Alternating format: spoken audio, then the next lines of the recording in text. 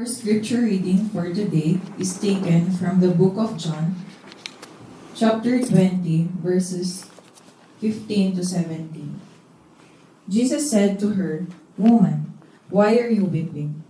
Whom are you seeking?" Supposing him to be the gardener, she said to him, "Sir, if you have carried him away, tell me where you have laid him, and I will take him away." Jesus said to her, "Mary." She turned and said to him in Aramaic, "Rabboni," which means teacher. Jesus said to her, "Do not cling to me, for I have not yet ascended to the Father, but go to my brothers and say to them, I am ascending to my Father and your Father, to my God and your God." May the Lord add conviction upon hearing His word. May we all be seated. A blessed New Year po sa bawat isa. Amen. So, we must be happy. Di ba? Ayan. I know, maraming puyat. Pero kinakailangan natin magbunyi sa araw na ito para sa ating Panginoon. Magandang salubungin ng bagong taon ng merong hindi namang positiveness, kundi merong napakagandang pananaw sa buhay dahil na rin sa ating Diyos na buhay. So nabanggit po kanina, ang sabi ng Panginoon kay Mary Magdalene, and that is Mary Magdalene, para po hindi tayo malito. Kasi po hindi po ba ang eksena ng mag-resurrect ang Panginoon, maraming pumunta sa kanyang sa kuweba kung saan siya nakalibing. Ngayon, silip-silip silang ganun, hindi lang makita ang Panginoon. Pero merong mga babae, merong babae at merong babaeng magpunta doon at nagulat nga siya nung makita niya ang katawan ng Panginoon wala doon sa libingan. Di ba yung nagmamayari ng libingan na yun, yung kuweba na yun, si Joseph of Arimathea, gumamit ang Diyos ng mga taong may kaya sa buhay, merong konting connection para yung kasulatan sa Old Testament, magkaroon ng kaganapan. Di po ba sabi sa Old Testament, yung daw Messiah, He will be buried among the unbelievers. Doon po nalibing ang ating Panginoon. Pero yung nga po, after 3 days, in accordance sa kanyang pangako, siya'y nabuhay magmuli. At dito po matutunghayan uli natin kung sino yung laging sa kabila ng mga panganib, kung sino yung lagi na lang nasa piling ng ating Diyos na buhay. So titignan po natin ang buhay ng taong ito. Pero bago po 'yon, nabanggit kasi yung sabi ng Lord. Ang sabi po niya kanina sa ating binasa, "Do not cling to me." Kasi gusto na siyang sunggaban ni Mary Magdalene. "Do not cling to me, for I have not yet ascended to the Father." Ngayon, meron po kasing ibig sabihin ng sinabi ng ating Panginoon at mamaya malalaman natin yan. Ano po ba yung ibig sabihin ng word na cling?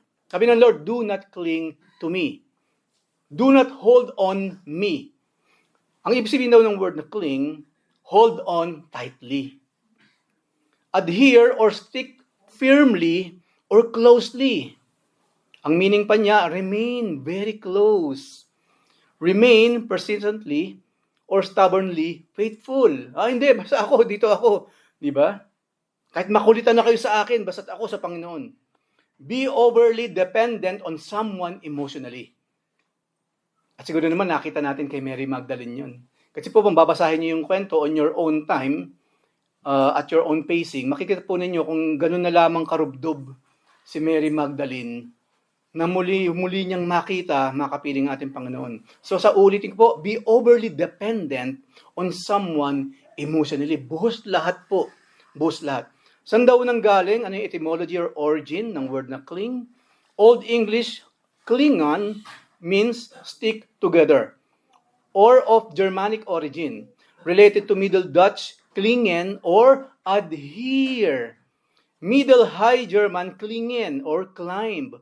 Also to clench. Yung word na adhere, di ba sa mga adhesive natin ginagamit yan?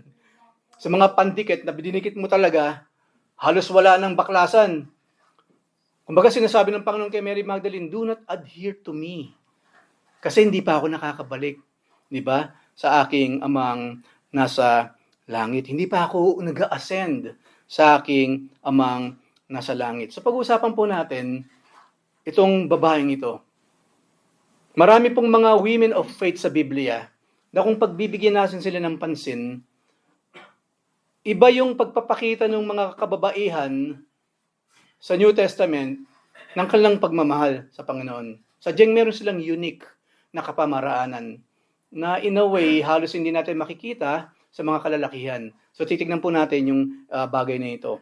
Kaya po ang pamagat ng message for today ay baliktad naman. Cling to Jesus. Pero pag-uusapan natin, bakit ba sinabi ng Panginoon, do not cling to me? Ngayon pag-usapan po natin yung ating faith. For most people, their faith is just a part of their life.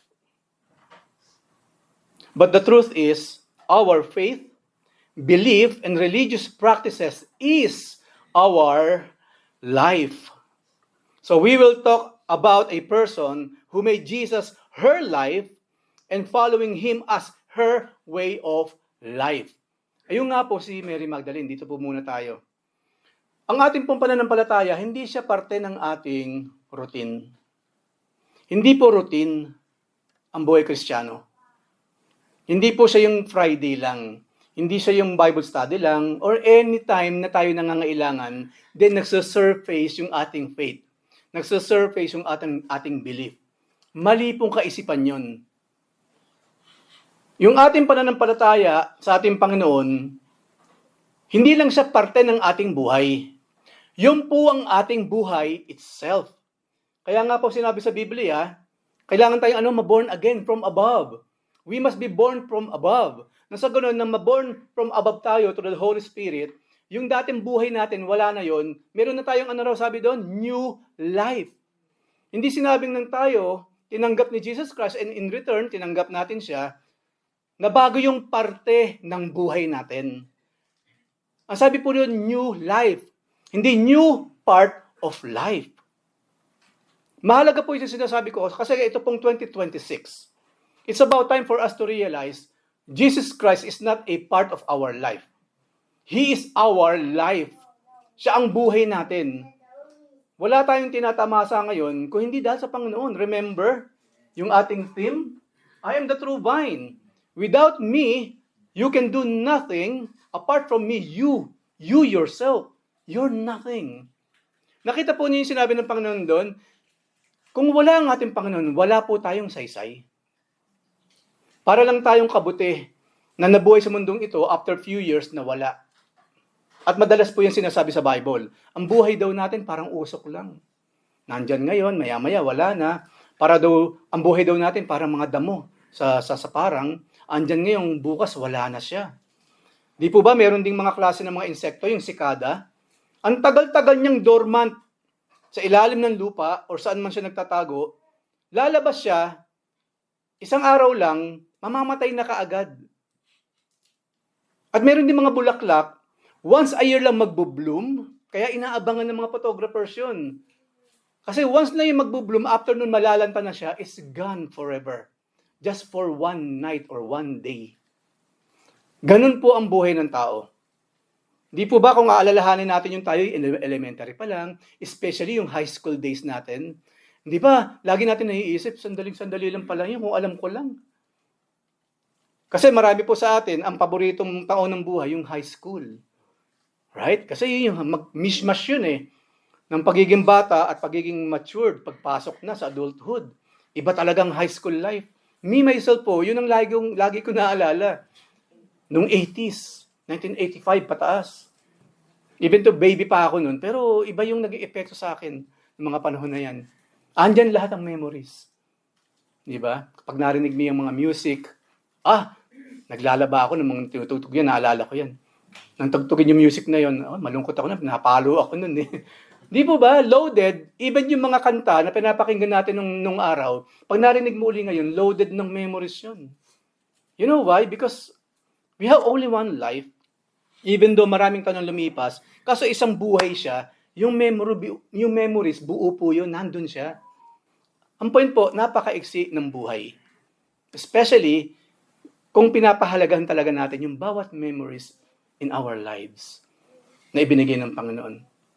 Kaya nga po sa mga pagkakataon tayo nalulungkot, huwag natin iisipin yung mga nakakalungkot kasing parte ng buhay. Mas isipin natin yung masasayang parte ng buhay. Alalahanin natin bilang mga Kristiyano, yung mga magagandang bagay na ginawa ng Panginoon sa atin. Walang masamang ipagpatotoo yung mga blessings na tinatanggap natin sa Panginoon. Salary increase man yan, or bigla siyang bumait. Walang masama kung pagpapasalamat natin yun. Pero in our heart, never ever nakalimutan natin yung mga spiritual na pagpapala ng ating Panginoon. Katulad po ng babaeng ito, me myself, I'm really, really encouraged sa buhay po ni Mary Magdalene. Alam natin yung napaka-drastic na mga pangyayari sa buhay ng babaeng ito. Hindi ko na kinakailangan sabihin pa kung sino siya nung araw. Basta sinabi po sa aklat ng Lucas, 7 demonyo ang pinalayas ng Panginoon kay Mary Magdalene. 7 demonyo. Why? Isa siyang maruming babae. Imagine that. Kung lahat pala ng maruming babae sa panahon natin ngayon, 7 demonyo nandun, lalo na lang kailangan ng Panginoon. Maraming gumagawa ng kasamaan each and every day, ginagawang hanap buhay, ilang demonyo kaya nasa kanila? Hindi lang siya siyempre, pero pinag-uusapan natin si Mary Magdalene kasi totally, personally po, napansin ko, iba yung pagpapakita niya ng pagmamahal sa ating Panginoon. Ganun siya kalapit. Which is hindi katakataka. Sabi ng Panginoon, di ba? Yun daw mga taong maraming ipinagpatawad ng Diyos, yun pa yung mas marami kong magbalik ng pasasalamat sa Kanya. Kaya alam nyo, dangerous po yung hindi ba tayo nagsisisi ba? Maraming salamat sa Panginoon sa buong buhay ko, 5 kasalanan lang talaga ang nagawa ko. Hindi ko na po sinasama yung white lies, hindi ko na isinasama yung Panginoon, white naman yan eh. Yung po mga black lies or what. Biblical po yun. At sa buhay natin ganun din. Kung sino yung taong marami mong binuhusan ng pagmamahal or nakaranas ng iyong pagpapatawad, sila pa nga yung maraming pagbabalik din ng pasasalamat sa ating Panginoon. Hindi katulad nung Siyam. Di po ba maalala natin, may ganyang eksena rin, ang Panginoon din na naroon, 10 ketongin. Humingi ng pagpapagaling sa Panginoon, ilan ang bumalik sa Kanya para magpasalamat? 1 out of 10. Yung Siyam, wala na, nagkanya-kanya na sila. Nagkanya-kanya. Pinakita po doon na talagang isang tao lang out of 10 ang marunong magbalik ng pasasalamat ng ganong pagmamahal sa ating Panginoon. Huwag na po tayong sumama doon sa Siyam. Sumama tayo doon sa nag-iisa. Ngayon, hindi na kinakailangan tayo magkaroon ng ketong at instantly gumaling para matulog tayo doon sa 1%. Hindi kinakailangan yun. Since mga anak tayo ng Panginoon, talagang ipakita po natin sa ating Lord ang ating pagmamahal. At tignan pa po natin, tutunghayan pa natin yung nangyari sa babaeng ito. So ulitin ko po, ang pagiging Kristiyano, hindi hallelujah lang.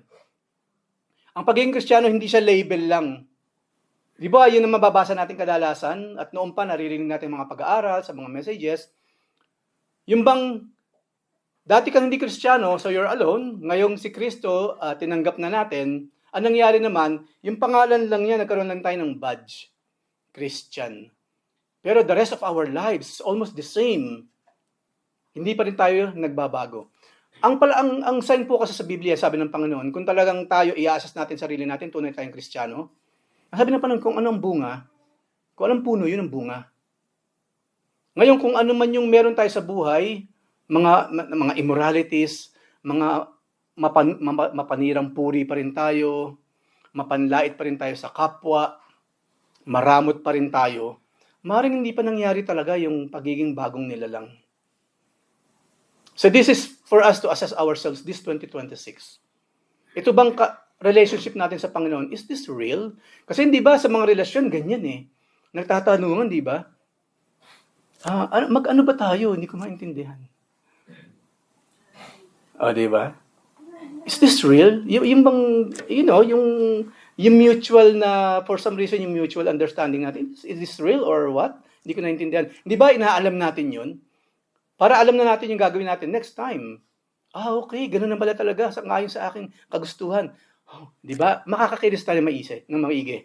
Makakapagsalita na tayo ng maigi dun sa tao. Kasi nalaman na natin what's going on between us.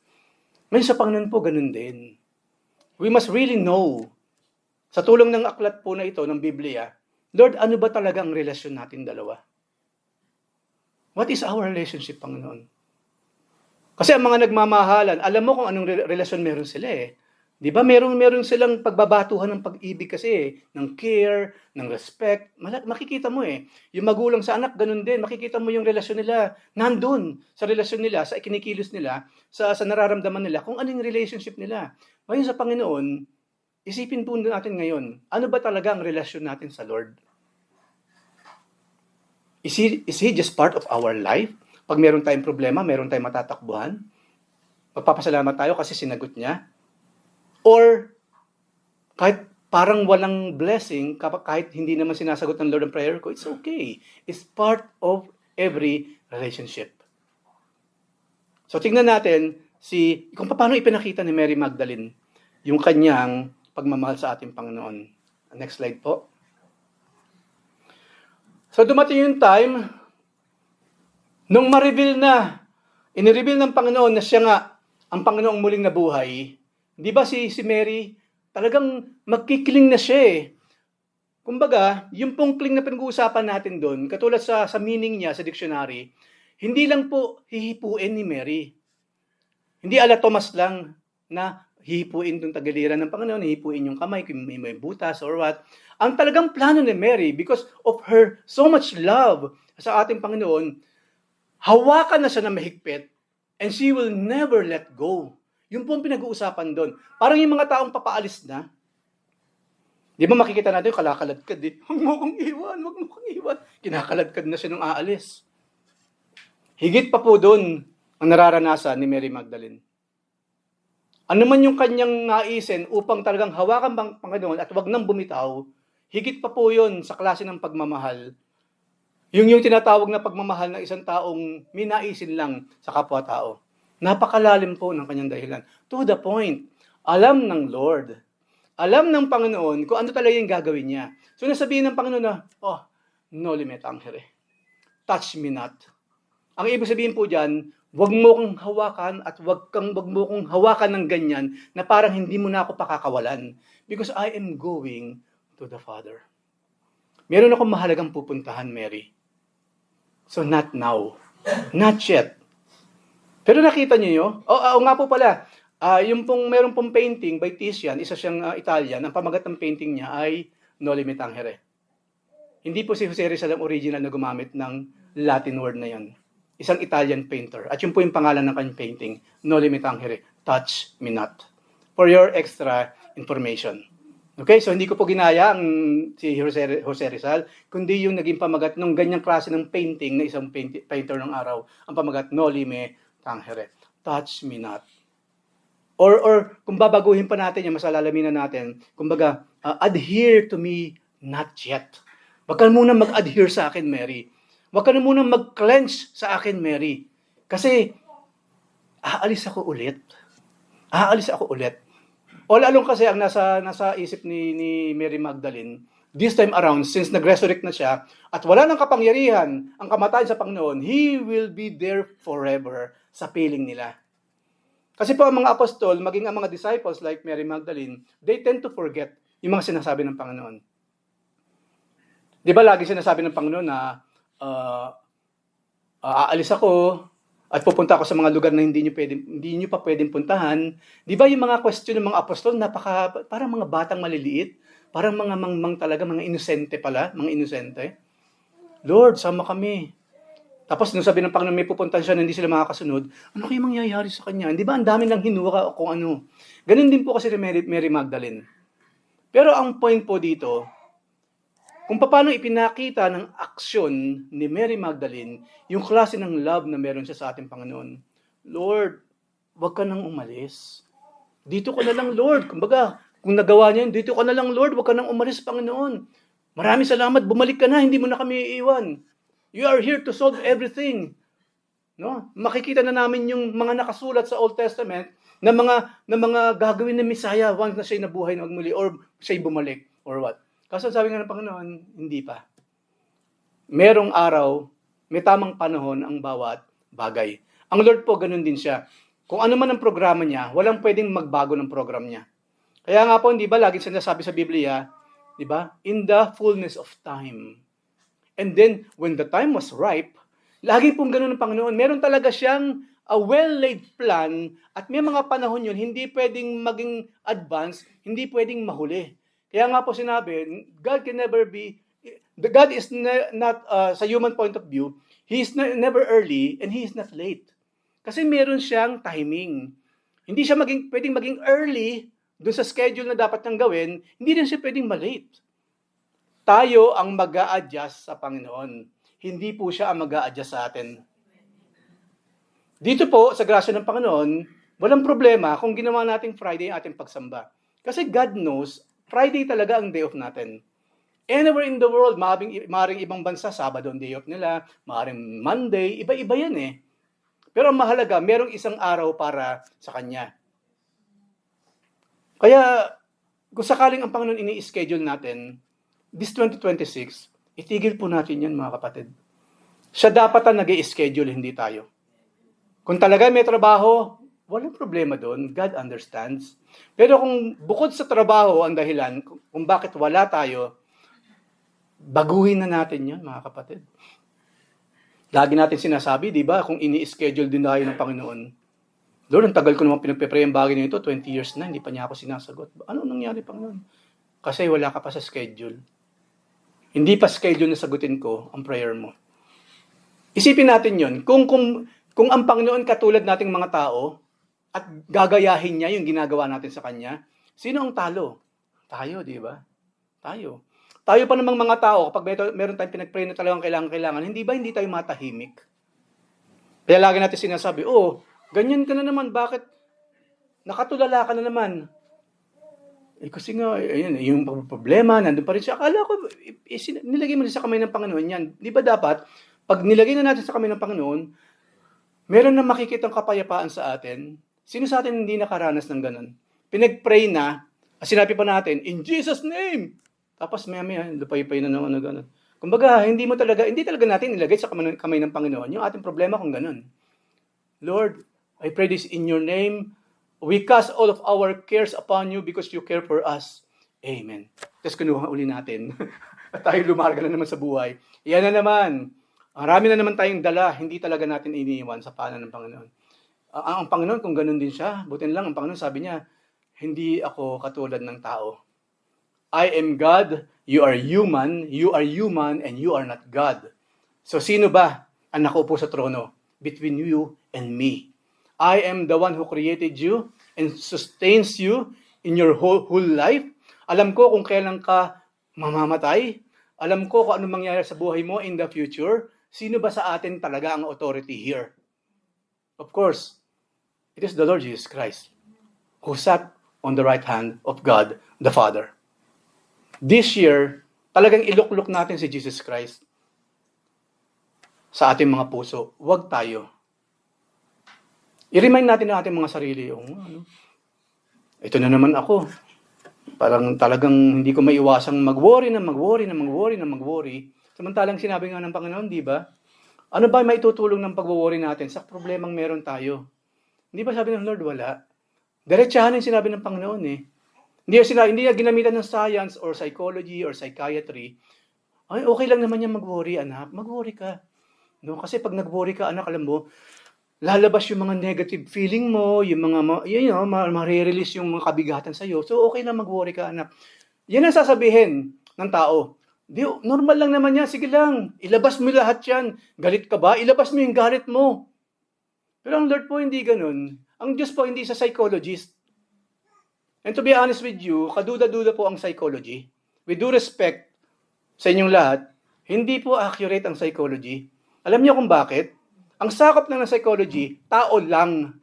Yung flesh, yung cells, yung brain matter, pero ang kaluluwa hindi niya kasi sakop. Diyos lang ang sumasakop sa kaluluwa. Ang pinifix sa isang tao, number 1, kaluluwa. Kahit i-fix ng kapwa-tao ang katawan natin pisikal, babalik yan sa dati niyang kalagayan. Why? Kasi flesh lang ang napi-fix nila. At ang hirap pa, minsan, hindi lagi, may mga psychologists malayo sa sinasabi ng Biblia, ang kanilang mga sinasabi. To the point, ang tagal-tagal nang pumupunta sa psychiatrist, ang tagal-tagal nang pumupunta sa psychologist, wala naman nangyayari, pabalik-balik lang. Yun yung mga pagkakataon sinasabi ng Panginoon, sa akin ka kasi magtiwala.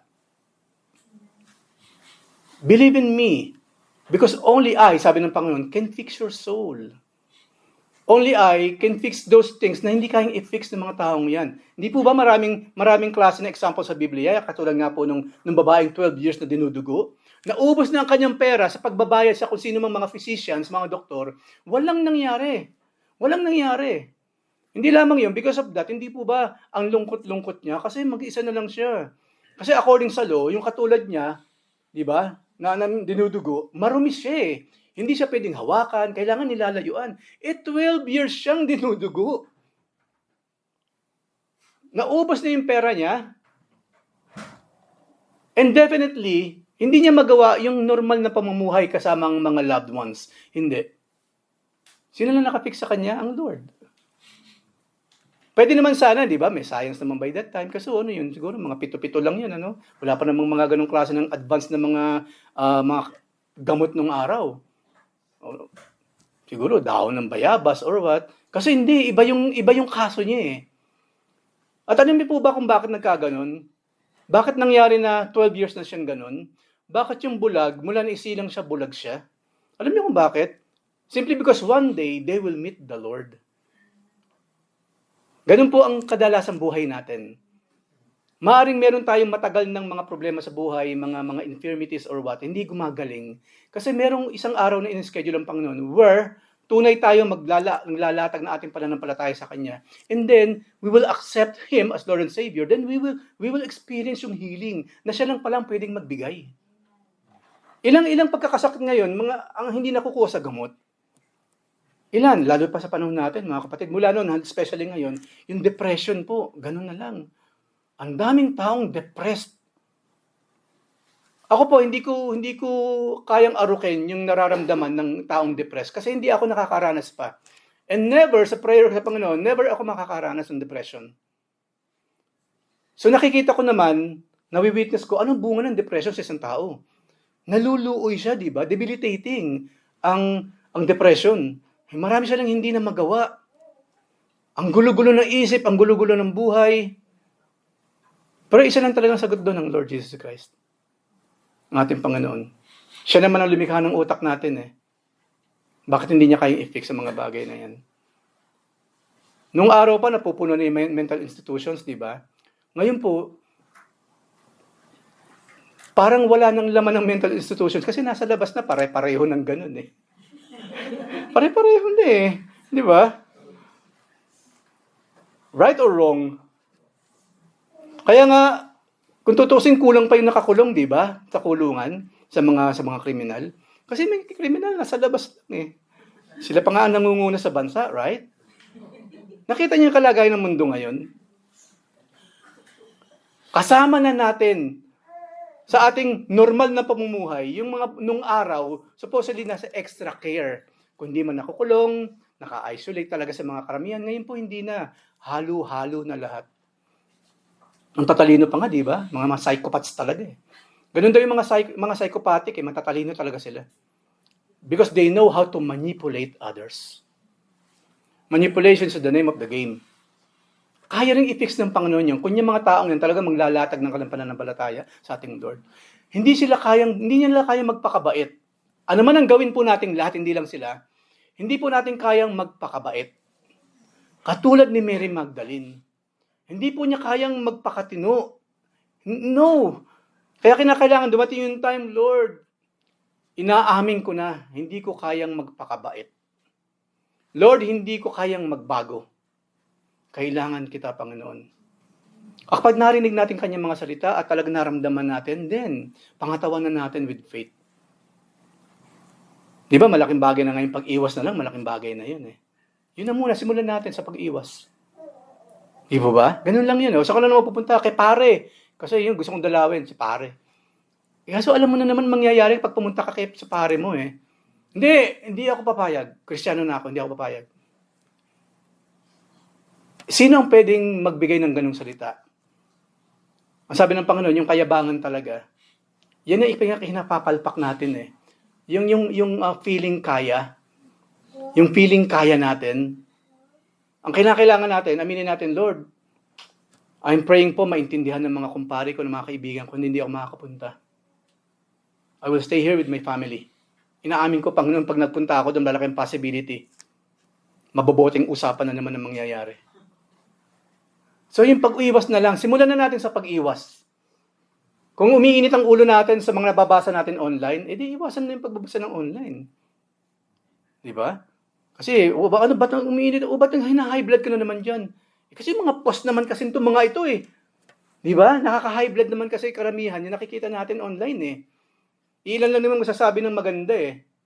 Ilan lang yung magsasabi ng totoo, ng maganda, tamang kapamaraanan. Kadalasan, bashing lang talaga, di ba? At ayaw natin yun. And yet, gustong-gusto natin basahin ang mga bashings. Iwasan siya.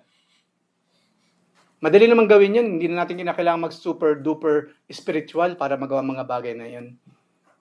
Simulan natin sa common sense. Nasang-ayon siyempre sa salita ng Panginoon. Kasi may common sense na galing sa kamunduhan. Merong common sense na galing din naman sa guidance ng Holy Spirit. So, gumamit tayo ng common sense, pero make sure yung common sense na gagamitin natin, sang-ayon pa rin lagi sa salita ng ating Panginoon. Mary was expressing a desire to hold on to his physical presence for fear that she would once again lose our Lord Jesus Christ. Kasi nga, aalis ang Lord, di ba? Ang pakiramdam nila, especially siguro, anyway, 40 days kasing nagstay ang Panginoon eh. Even though hindi na nabanggit masyado, ang mga kaganapan ng 40 days ang Panginoon sa lupa, namamatay po kasi siya, na muli siyang mag-resurrect, mabuhay magmuli. Di po ba, 40 araw pa ang Panginoon, nakasama ng lahat. Nagpakita pa siya ng wonders, ng mga patunay na siya ang Messiah. 40 days, more than 1 month. Now imagine yung kagalakan nila, Peter, ng mga apostles, yung kagalakan mismo ni Mother Mary, nung kanyang nanay. Hindi na po binanggit yun, pero imagine that. After 3 days, bumalik yung taong pinakamamahal natin. Si Mary Magdalene, imagine kung anong kaligayahan niya. Pero, nung po sa Book of Acts chapter 1, nung ang Panginoon po nag-aasal na, wala na tayong maririnig na ganun. Lord, please, wag ka na umalis, Lord. O iba, isama mo na kami, Panginoon. Wala na. Because they already knew. And they understood already. Naintindahan na nila. I do believe, do sa 40 days, mas marami pang itinuro ang Panginoon sa mga taong ito. Do sa 500 na nakasaksi sa kanyang pag-ascend sa langit. And by that time nga po, nananahimik na sila with this heightened excitement sa sinabi ng Panginoon, siya muling babalik, kung paano raw siya pumarito, ganun din siya babalik sa ating mga makapangyarihan. Ganun na lamang yung kanyang, yung naiwang hope for them. Kasi hindi ba nangako ang Panginoon, huwag kayong mag-alala, hindi ko kayo iiwang orphan. Hindi kayo magiging ulila. Kasi yun ang kinakatakot natin, di ba? Alam niyo po ba, nabasa ko na ang isa sa talagang pinakakinatatakutan ng tao, alam niyo kung ano? Being alone. Being alone. Walang taong matino ang magsasabi, okay lang ako sa buhay kung mag-isa lang ako. Wala po. Kung sinasabi natin ngayon, kaya ko mabuhay mag-isa, actually, niloloko lang natin ang sarili natin. Kasi sabi sa Biblia, walang sino mang nabubuhay para sa sarili lamang. At walang namamatay ng para sa sarili lamang. It means we really need each other, especially ang ating mga loved ones, and more especially ang ating Diyos na buhay. Yun po ang fear.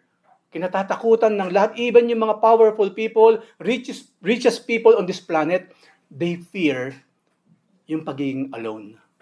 Kaya nga ang Panginoon, ganun siya kung mga ako eh. Hindi ko kayo iiwang orphan. Remember, I will never leave you. I will never forsake you. Physically, wala ako dito, but in the Spirit, nakaluklok ako sa inyong puso through the Holy Spirit. Yun po ang dahilan kung bakit ang mga Kristiyano hindi dapat nawawalan ng pag-asa. Ang tunay na Kristiyano po, hindi nawawalan ng pag-asa. Hindi po tayo ganun. You know why? Kasi ang sabi sa Biblia, hanggat nabubuhay ang Diyos, He's in total control of everything. This year, 2026, I do expect na yung pinapakuluan ng 2025, matatapos ang 2026 and beyond. And we know that sa Pilipinas na lang, tapos na ba yung issue ng kurakot? Nakulong na ba yung mga big fish? Yung mga balyena? Hindi pa, di ba? Magpo-flow over yan sa 2026. Yung mga digmaang ng 2025, sa tingin ba natin, tapos na yon? That's it? Hindi pa po. Hindi pa, parang staging pa lang yung 2025. It will go on, mag-overflow sa 2026. Pero sa kabila ng lahat ng mga iyan, kasama tayo ng Panginoon. Ang sabi nga po nila, di ba, ulitin lamang natin yung mga paborito natin mga quotes. Sabi nila, peace is not the absence of war, but it is the presence of the Lord. Saan natin napatunayan yung praise na yon? Diba? Si Churchill lang nagsabi nun originally. Saan natin nakita yung katotohanan, ang kapayapaan, kung saan naroon ng Panginoon, even though nagkakagulo ang paligid, basta't kasama ang Panginoon, mayroong kapayapaan sa kapag-asa. Dun sa boat, di ba? Kasama natin sa bangka ang ating Panginoon. Yun yung pinakita ng Panginoon sa mga apostol. Na habang merong unos, habang ang bangka, muntik-muntikan ng tumaob dahil sa lakas ng alon, di ba ang Panginoon natutulog siya? Talagang siya yung Prince of Peace. Pero hindi siya maintindihan ng mga apostol. Sino ba to? Mamamatay na tayo dito, natutulog pa siya doon. Nakita ninyo yung innocence na meron yung mga apostol. At minsan or kadalasan po, ganun din tayo. Hindi natin naiintindihan. Pero ang Lord naman, napaka-expert niya para ipaliwanag kung ano yung nakita natin at bakit niya ginawa yung bagay na yun. Di po ba ginising ng Panginoon? Tapos simpleng ginawa niya. Hindi naman siya nalimpungatan or what. Nang gisingin siya ng mga apostol, hindi ba kinausap lang naman niya yung hangin? Hush! Sabi na po, shh! Ginanon lang niya yung elements. Yung elements of this planet and the entire universe, sa isang hush ng Panginoon po, kayang manahimik. Nasa Old Testament po yun. Na yun daw Mesayang darating, he have the power na utusan ng elements. At ipinakita yun ng Panginoon. Inutusan niya yung molecules, yung atom ng tubig, na kapag tumapa ka sa iyo, buhatin niyo ako, hindi ako lulubog. Di ba naglakad siya sa tubig? Kinilala siya ng tubig, ng molecules ng tubig, na ito ang Lord ang lumikha sa atin. Ng mga atoms, ng mga neutron, protons, kinilala ang ating Panginoon. Hindi siya lumubog. At sa Pedro, nakita natin, ang ganda-ganda ng eksena na yon because we are all Peters here. Doubtful, naglalak tayo ng faith. Pero paminsan-minsan, di ba? Meron tayong ganung klase naman ng pagtitiwala sa ating Panginoon. Hindi naman tayo laging walang tiwala sa Panginoon. I believe marami din tayong pagkakataon. Ganun na lang ang paniniwala natin sa ating Panginoon. Pero minsan yung ating pagtitiwala sa Panginoon, kapag ito na, merong malaking train ng doubt na dumarating, minsan na-overcome siya, di ba, like Peter? Na nakalakad na nga siya. Pero nung tumitingin na siya sa mga problema sa buhay, sa malalakas na hangin, sa malalakas na matataas na alon ng tubig, di ba unti-unti siya lumulubog? Ganun din kasi sa atin, mga kapatid. Kapag tayo, nawala yung focus natin sa ating Panginoon, isa lang ang mangyayari. Unti-unti, dahan-dahan, tayo po lulubog sa buhay. Ang Lord lang talaga ang kaya magpalakad sa atin sa tubig. Hindi na niya biniyak, di ba? Hindi niya biniyak. Ano naman ang fun nun? Nagbangka nga sila tapos bibiyakin niya. Hindi. Lakad na lang tayo sa ibabaw. Kaya i-calm yung storm, he can even let us walk over it. Ano man yung matataas na klase ng mga alon sa buhay, mga problema sa buhay, Jesus Christ can make us walk over it. Hindi po ba, pag mayroong bagyo, ang gulo-gulo ng paligid, right? Pero pag nasa eroplano ka, lagpas ka dun sa area na kung saan bumubuhos, hindi ba napaka-peaceful sa taas? Yung bang habang tayo takot na takot, ang lakas ng hangin, yung pala sa itaas, napaka-peaceful. Doon po tayo dadalhin ng Panginoon. At doon tayo sinasama ng Panginoon. Na habang nangyayari yung mga bagay na ito, hold on to me, maglakad tayo ng sabay. At sigurado po, tapos kaagad yung mga kinatatakutan natin. Yun yung kapangyarihan ng ating Panginoon na alam ni Mary Magdalene. Kaya ganun na lamang siya. Yung kanyang klase ng pagpapakita ng love sa ating Panginoon.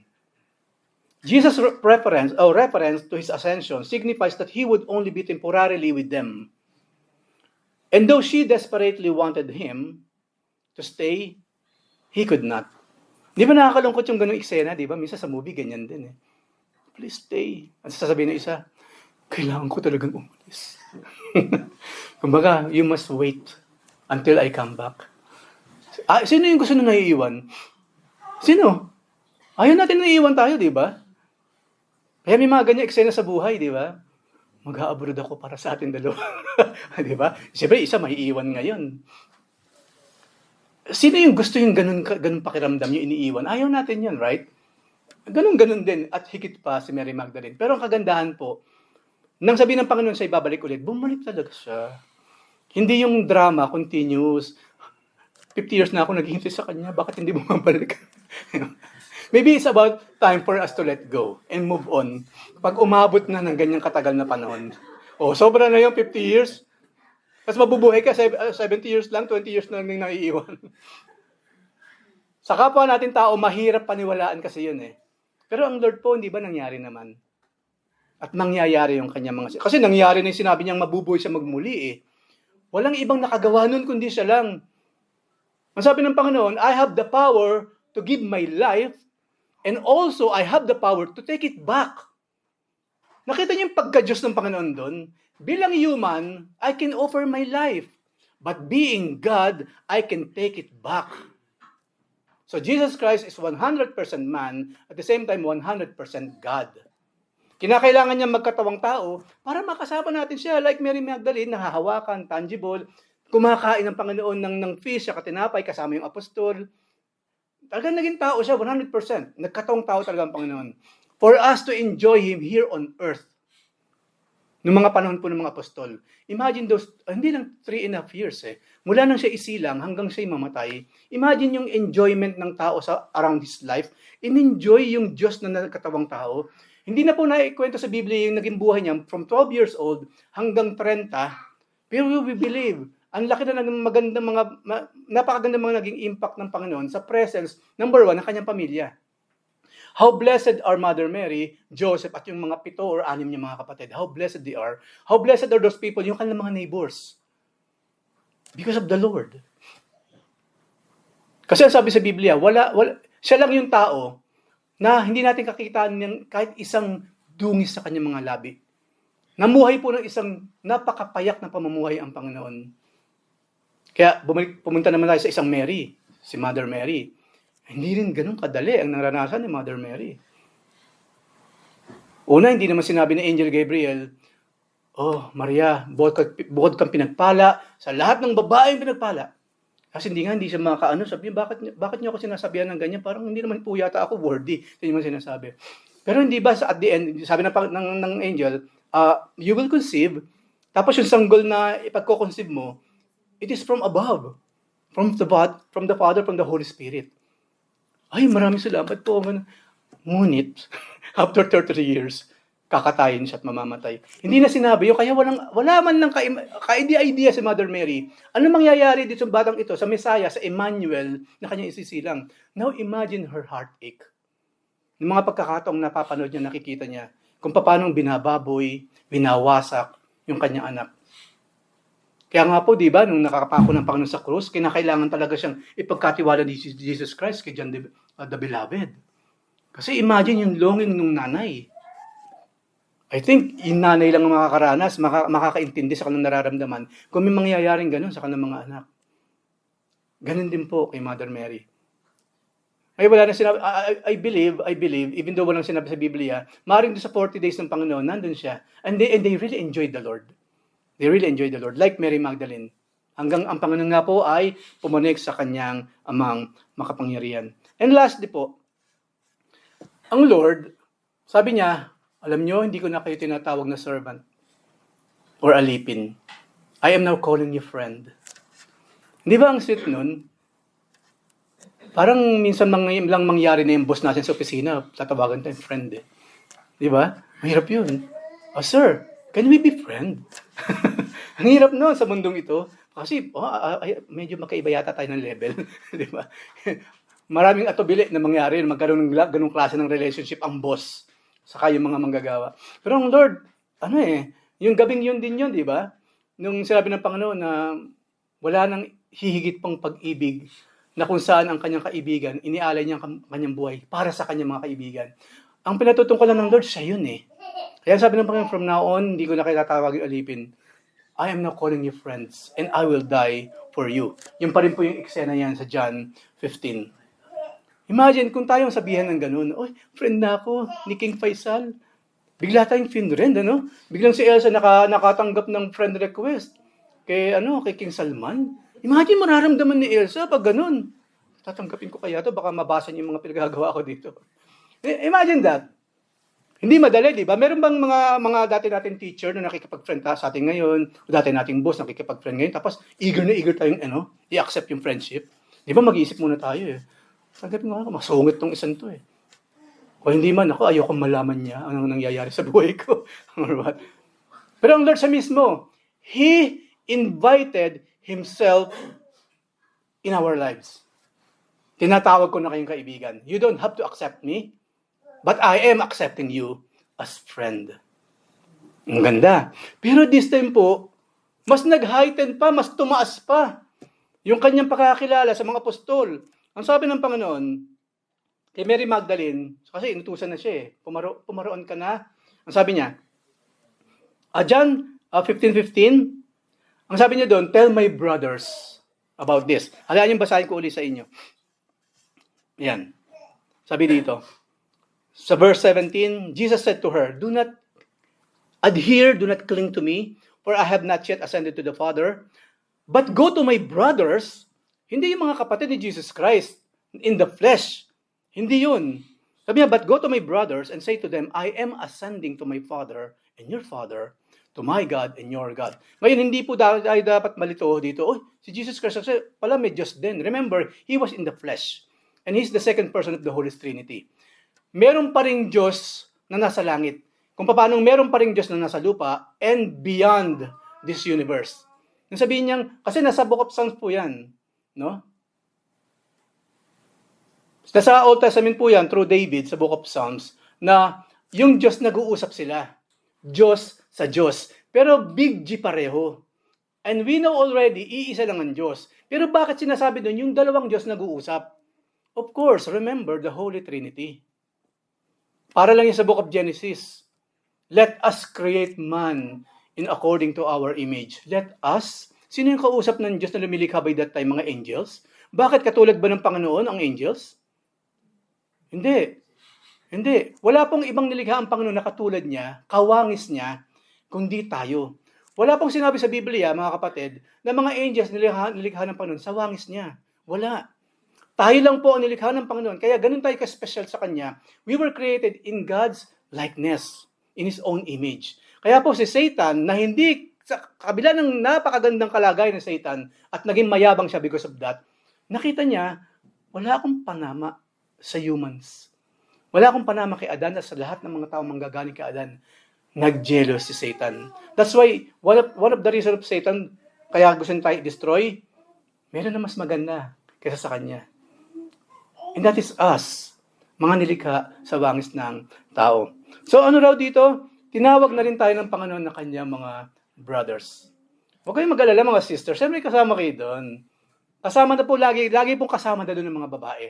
Remember po sa Biblia kasi ang lagi binabanggit yung mga lalaki.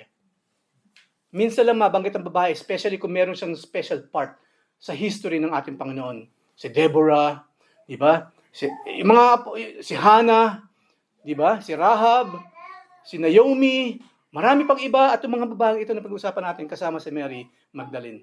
Kasi meron siyang super special part kasi ginagampanan. Pero nasabi ng Panginoon na sabi mo sa akin mga brothers, kasama rin po kayo ng mga nananampalataya at nagmamahal sa Kanya. So na-elevate na naman tayo. Naging ano tayo? Brothers. Kaya nga po, sino tayo? Mga anak ng Diyos. Because we are adopted sons and daughters of God, tinawag na tayong brother ng ating Panginoon. Ganun ang Panginoon pag nagmahal. Hindi ito mayroong distansya. Kapag siya nagmahal, talagang nandun. Hindi lang sa dinikit ng Panginoon, ng bawat isa sa atin malapit sa kanyang puso. Tumira na nga siya sa puso. Ano pa bang ilalapit doon? Pinakamalapit na yun. Kumbaga wala nang paglalayo. There's no distance between us and our God. Kasi nakaluklok mismo siya sa ating mga puso. Panghuli po, hayaan yung basahin ko sa inyo na hindi tayo sinasabihan ngayon ng Panginoon na huwag mag-hold on sa Kanya. Alam na natin, sa pamagitan po ng mga epistles ng mga apostol, ang sinasabi naman doon, we must hold on na sa ating Panginoon.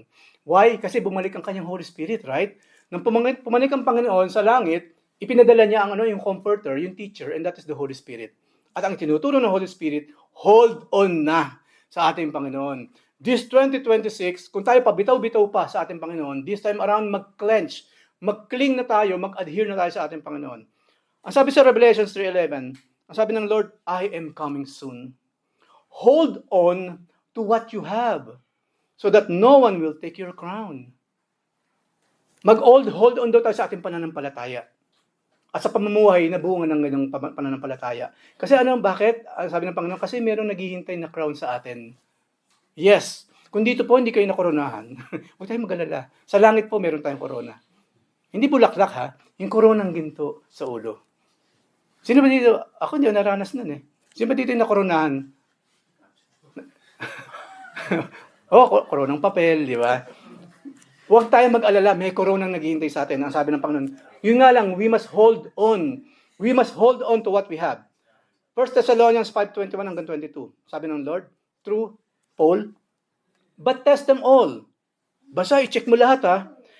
Hold on to what is good and reject every kind of evil. Sa 2026, lahat ng evil, bitawan na, sabi niya. Ang tangi lang hold on, yung mga bagay na mabubuti.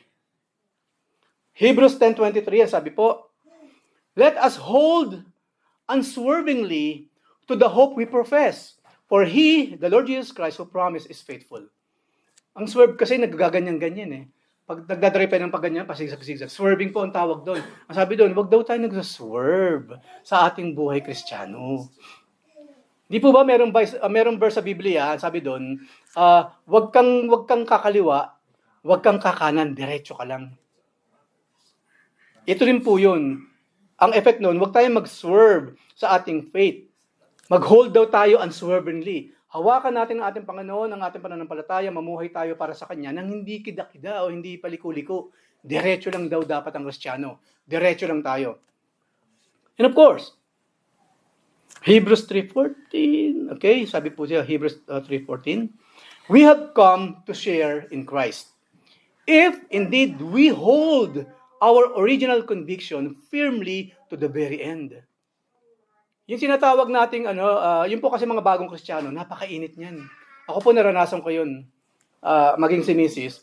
Dumating po yung time nang ako po yung baby Christian pa. Ganun na ang aking kasidihan sa pagsisilbi sa Kanya. Hindi po ako nasa church ng Sunday lang. Nabaliktad po yun. Almost every day, nasa church po ako. Minsan na lang ako nakakapag-stay noon sa bahay. Pero, siyempre, huwag natin kalilimutan yung ating mga chores. Mga dapat natin gawin. Hindi dapat maging dahilan ng church para tayo biglang hindi natin nagagawa yung ating responsibility sa ating mga pamilya. Paalala po ha, walang masamang mag-serve sa Panginoon, never lang pababayaan ng family. At nangyari po yun, anyway, binata pa ako noon. Ganun nangyari ganun sa kasidihan. Talagang andun yung gawain, andyan ang gawain. Kailangan i-share ang ating Panginoon. Ngayon, may tinatawag nga po kasing honeymoon period daw ang isang Kristiyano. Ganun naman mga iba kasi, pag mag-boyfriend, mag-girlfriend, pag unang araw pa lang after ikasal, di ba? Ang sweet, di ba? Gusto mo tuyo, mahal. Gusto mo yung suka na merong, paminta. Ang sweet-sweet talaga. Oh, mahal, mukha ka na, uuhaw ka ba? Itong tubig, mahal. After few months, wala na lahat. Mahal, nauuhaw ako. Ayun, umuha ka dyan. Nguso na, puro nguso na ang makikita mo. Yung mga babae po, gusto nila siyempre, kung paano siyang tinatarato dati, dapat kahit ngayon ganun din. Hindi dapat nababago yun. Ang araw, halos hindi tayo humihiwalay sa kanila, di ba? I don't want to miss a thing. Sasabihin pang ganun. Kahit natutulog ako, ikaw ang laman ng aking panaginip. Oh, yeah. Ngayon, wala na. Biglang maglalaho or what? Kung gusto, laging nakahiwalay. Remember, iisa po ang lalaki at babae. Iisang katawan lang. Kaya walang iwanan dapat ang mag-asawa. Ulitin ko po, hindi ko mo tayo masipag sa gawain, may ginagawa sa church. Never po natin kalilikan ng ating pamilya. Kasi sila mismo magiging witness, naging kaagaw pa nila ang Panginoon. Wala namang kamalay-maya. Lord, paano nangyari nang pumasok ako dyan, naghiwalay kayo because of me? Di ba? Hindi dapat mangyari yan. Hindi po dapat mangyari. No? This 2026, baguhin na po natin ating gawi. Let's love the Lord and serve Him. And also, let's love our wives and our children and also serve them. Dahil binigay sila ng Panginoon sa atin para ingatan, to hold and to care. Yung nga ba yun? Yung kasal. Di ba? For better or for worse, through richer and poorer. Di ba? Till we get to heaven. Binago eh. Till death do us part. Ayan. Di lamang yan, 1 Timothy 6:12. Ito, kabisado natin to. Fight the good fight of faith. Take hold of the eternal life to which you were called when you made your good confession in the presence of many witnesses. Marami sa atin dito nagpabaptize na, di ba? At yung pong water baptism na ginagawa natin, patunay yun. That is a confession, outward confession of an inner reality. Na tayo kay Kristo na talaga. Kaya po hindi pwedeng ang isang Kristiyano hindi nagpapabaptize. Kasi una, si Jesus Christ nagpabaptize, inutos yun ng mga apostol. Ang gagawin na lang natin, gumaya, siyempre sumunod. Sa kanilang iniwang example. Saka hindi lamang yun nga po kasi imbis na ipagsigawan natin sa lahat, mga kapatid, tinanggap ko na ang Lord. Mahirap pa yun Magpabaptize. Let everyone see with their own eyes yung ginawa natin confession sa ating Panginoon through water baptism. Ang sabi diyan, take hold of the eternal life. Na kung saan, doon daw kasi tayo nagsimula Yung pong time na tayo, tinanggap ng ating Panginoon, naging parte tayo ng kanyang kaharian, we are saved forevermore. Kung sino man yung tunay na eternal or immortal, it is us. Kasi po ang mga anak ng Diyos, katulad niya, hindi na kailanman mamamatay. Even though this flesh will die, ang sabi po sa Biblia, our souls will live forever. They're in heaven. Ang Lord po nangako nun. Kung sino man yung maraming kwento patungkol sa hell, at yung maraming kwento patungkol sa heaven, that is the Lord Jesus Christ. Siya po yun. Siya yun. So mag-take hold daw tayo. Kumbaga, hindi ba may eternal life pa ba? Oo, meron. Ginagawa yan. Kasi yung ginagawa mo, hindi bunga ng taong walang, may eternal life eternal death meron. I mean, Kristiyano ka, dapat eternal life. Nakikita namin ginagawa mo ngayon. So, mag-hold fast tayo. Dahil yung eternal life, dun tayo pupunta after this life on this earth. At panghuli po, Isaiah 41:13. Ito po, napakagandang pangako ng Panginoon for us for this 2026. Sabi ng Lord, for I am the Lord your God, who takes hold of your right hand and says to you, habang hawak ng Panginoon, do not fear, I will help you. Marami po tayong pagdadaanan this 2026. I really believe that. Kung hindi man personal, economical, kung hindi man yung mga pag-aaway-away ng mga bansa. Definitely there will be crisis. Meron pa ring mga hindi mabilang na mga bagyo sa 2026. Definitely, meron pa ring El Nino, meron pa ring El Niña. Definitely. Hindi mawawala yan. Definitely, meron pa rin matatarangkaso. Meron sasakit pa rin ng ngipin. Sa 2026, mangyayari yung mga bagay na yun. Pero sabi ng Panginoon, hinawakan daw niya tayo sa ating kanang braso. At sabi ng Panginoon, huwag kang mag-alala. Tutulungan kita. So this 2026, walang ibang ganun na lamang pagnanais na tulungan tayo to make it through sa 2026, kundi ang ating Panginoong buhay. So treat God right. God is good all the time, so maging good din tayo sa Kanya. At ano man yung pagdadaanan nating mga challenges in life this 2026, ang sabi ng Panginoon, I am there with you.